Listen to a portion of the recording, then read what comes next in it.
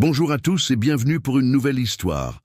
Installez-vous confortablement, car aujourd'hui, je vais vous raconter un conte qui a traversé les âges, une histoire de courage, d'astuce et d'un ogre terrifiant. C'est l'histoire de deux enfants perdus dans une forêt sombre et profonde. Il était une fois, dans un pays lointain, un frère et une sœur qui vivaient avec leurs parents dans une modeste chaumière à l'orée d'une immense forêt. Le père était un bûcheron travailleur, mais les temps étaient durs. La nourriture se faisait rare, et chaque jour était une lutte pour remplir les estomacs. Une nuit, alors que la faim les tenaillait plus que jamais, les parents prirent une décision terrible, le cœur brisé. Ils se dirent qu'ils n'avaient d'autre choix que d'abandonner leurs enfants dans la forêt, espérant qu'une âme charitable les trouverait et pourrait mieux s'occuper d'eux. La petite fille, qui avait entendu leur conversation à travers la mince cloison, se mit à pleurer silencieusement.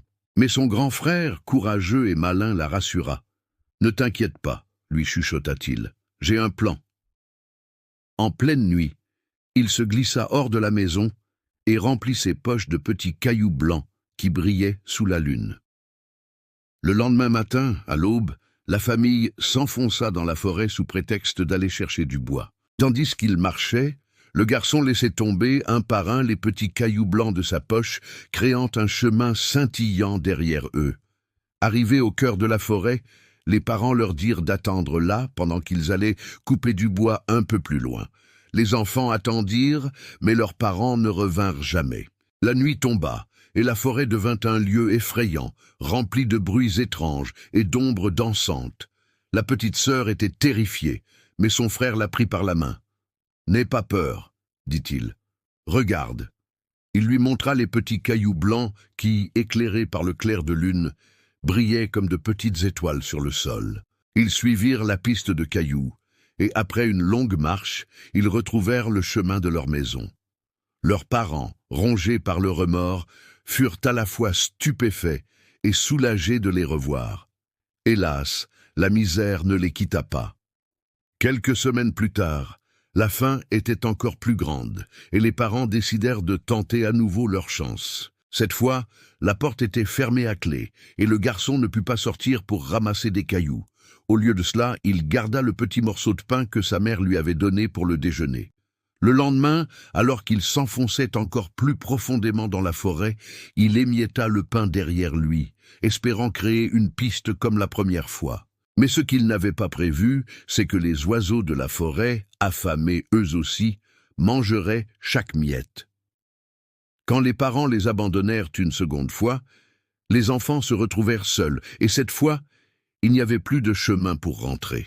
Ils errèrent pendant des jours, perdus et épuisés. Le troisième jour, alors qu'ils n'avaient plus d'espoir, ils aperçurent au loin une chose incroyable, une maison faite de pain d'épices, avec un toit en gâteau et des fenêtres en sucre. Affamés, ils se précipitèrent et commencèrent à grignoter la délicieuse demeure. Soudain, la porte s'ouvrit et une vieille femme apparut. Elle semblait gentille et leur offrit un abri, de la nourriture chaude et des lits douillets. Les enfants, soulagés, acceptèrent avec joie. Mais cette vieille femme cachait un terrible secret. Ce n'était pas une gentille grand-mère, mais un ogre redoutable qui attirait les enfants avec sa maison en friandises pour les dévorer. L'ogre enferma le garçon dans une cage pour le faire engraisser et fit de la sœur sa servante. Chaque jour, l'ogre demandait au garçon de lui passer son doigt à travers les barreaux pour vérifier s'il était assez gras.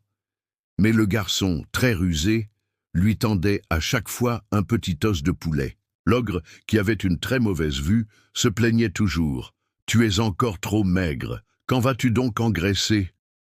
Impatient, l'ogre décida un jour qu'il ne pouvait plus attendre.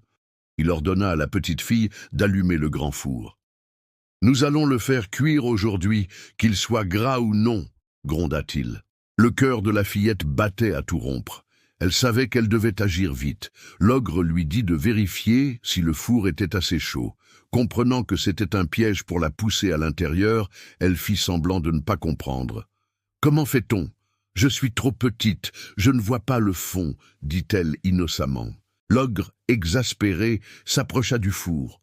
Espèce d'idiote, laisse-moi te montrer. Il se pencha pour regarder à l'intérieur, et à ce moment précis, la petite fille le poussa de toutes ses forces.